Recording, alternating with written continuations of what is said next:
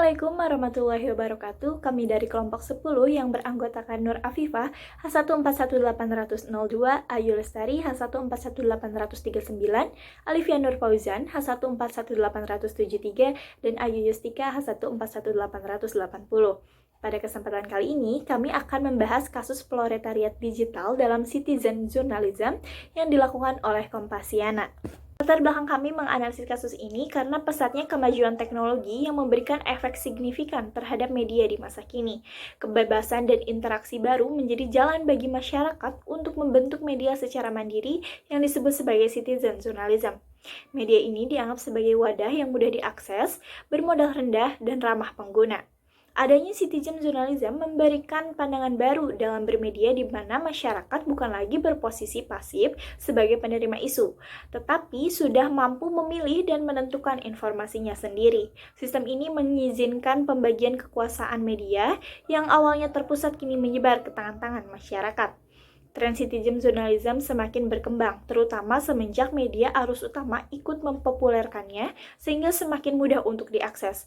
Namun sayangnya, praktik citizen journalism ini malah dikooptasi atau dijadikan anak media oleh perusahaan media konvensional. Konsep proletariat adalah istilah yang digunakan untuk mengidentifikasi kelas rendah yang anggotanya disebut dengan proletarian.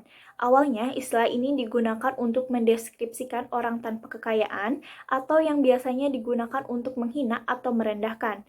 Hal ini terjadi sampai Karl Marx mengubahnya menjadi istilah sosiologi yang merujuk pada kelas pekerja. Dalam artian Marx, proletar adalah masyarakat kelas kedua setelah kelas kapitalis yang hidup dari gaji hasil kerjanya. Banyak stereotip yang memandang bahwa proletar hanya sebatas sebagai masyarakat kelas rendah. Pekerjaan mereka tak lepas dari buruh, petani, nelayan, atau orang-orang yang berkutat dengan pekerjaan yang mengandalkan tenaganya.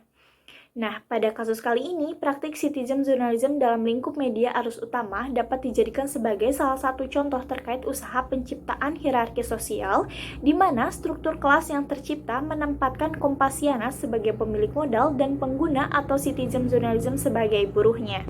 Nah, untuk membahas lebih dalam mengenai kasus proletariat yang dilakukan oleh Kompasiana, maka akan dijelaskan lebih lanjut oleh rekan saya. Baik, selanjutnya kita masuk kepada pembahasan. Kali ini kami akan membahas terkait kasus proletarisasi digital yang dilakukan oleh Kompasiana. Hal ini dimulai dari adanya perubahan tagline sharing and connecting menjadi beyond blogging. Pembaruan merek ini ditujukan untuk memberikan label pembeda antara Kompasiana dengan aktivitas blog pada umumnya atau citizen journalism yang sudah menyebar di masyarakat. Kompasiana mendefinisikan diri sebagai redaksi, dan orang luar atau pengisi situs disebut kompasioner. Aktivitas pelabelan ini memunculkan hierarki yang menunjukkan kesenjangan posisi antara pemilik dengan pengguna. Pembuatan peraturannya pun hanya dilakukan oleh redaksi tanpa peran serta dari kompasioner.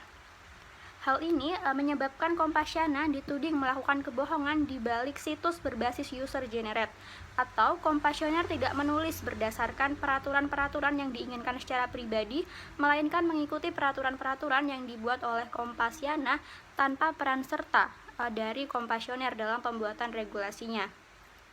Kompasiana juga menyalahi aturan citizen journalism dikarenakan disetir oleh profesional, padahal seharusnya citizen journalism merupakan kegiatan jurnalisme yang dilakukan untuk memberdayakan masyarakat non-profesional secara penuh terlepas dari pengaruh media arus utama. Baik, setelah mengetahui bagaimana yang sebenarnya terjadi di lapang, yaitu kasus citizen journalism yang ternyata disalahgunakan oleh Kompasiana, lantas bagaimana relevansi antara kasus tersebut dengan teori proletariat? Nah, teman-teman, dari yang sebelumnya telah dijelaskan, maka dapat kita ambil kesimpulan bahwa citizen journalism ini dikooptasi oleh pihak Kompasiana, sehingga terbentuklah hierarki sosial yang memisahkan antara Kompasiana sebagai pemilik modal dengan Kompasioner sebagai pengguna atau dalam hal ini buruhnya ya teman-teman.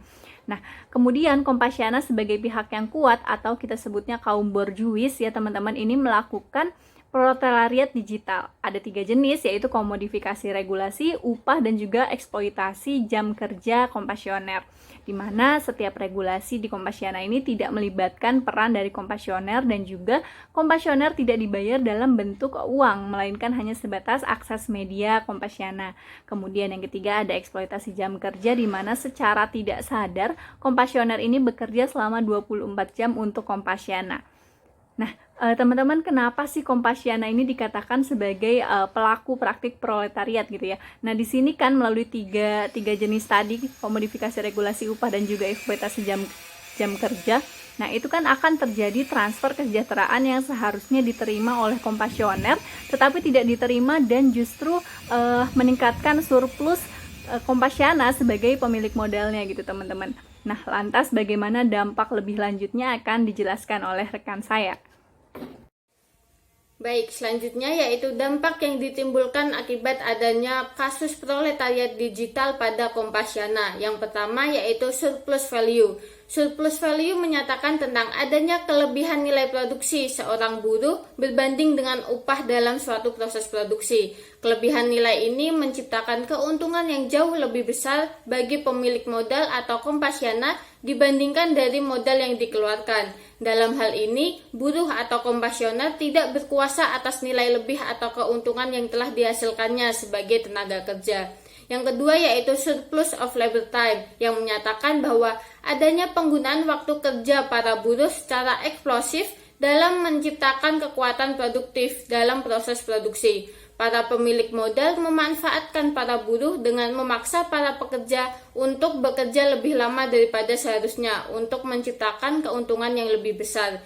Yang ketiga yaitu meningkatkan reputasi Kompasiana. Hal ini terbukti bahwa semenjak Kompasiana menganut citizen journalist, Kompasiana telah mendapatkan berbagai penghargaan dari berbagai pihak. Salah satunya yaitu penghargaan sebagai kanal blog citizen journalist terbaik dari Pesta Blogger tahun 2010 dan Marketers Netizen Champion dari majalah Marketers, dan berhasil mengukuhkan diri sebagai salah satu media sosial terbaik di Asia dengan meraih penghargaan Asia Digital Media Awards atau ADMA pada tahun 2010. Sekian yang dapat kami sampaikan, kurang lebihnya mohon maaf. Wassalamualaikum warahmatullahi wabarakatuh.